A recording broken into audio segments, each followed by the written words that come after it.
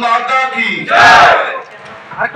BJP BJP BJP Bharatiya Janata party देश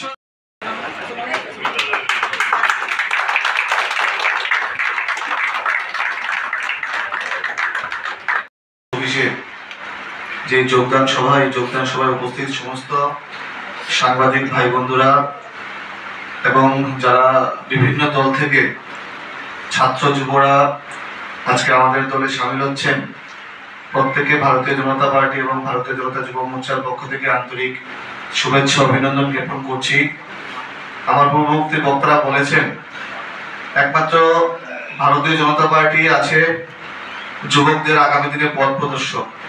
যুবকরা কোন দিশায় চলবে, যুবকরা কোন দিশায় রাজ্যকে নিয়ে যাবে, একমাত্র ভারতীয় জনতা পার্টি কিন্তু সেই দিশায় কাজ করছে। আমাদের দেশের যশস্বী প্রধানমন্ত্রী নরেন্দ্র মোদীজির নেতৃত্বে দেশের বিভিন্ন প্রান্তে যুবকদেরকে আত্মনির্ভর করার জন্য বিভিন্ন প্রকল্প চলছে। তো আজকে এনএসইউআই, যুব কংগ্রেস এবং তিপ্রামথার ছাত্র সংগঠন থেকে যারা যারা আমাদের দলে আসছেন, ওনারা সবাই মোদীজিকে সামনে রেখে মোদীজির কর্মকাণ্ডের উপর ওনারা বিশ্বাস রেখে আজকে ভারতীয় জনতা পার্টির পতাকা দলে সামিল হবে। আমি প্রত্যেককে ভারতীয় জনতা পার্টির পক্ষ থেকে আন্তরিক শুভেচ্ছা অভিনন্দন জ্ঞাপন করছি।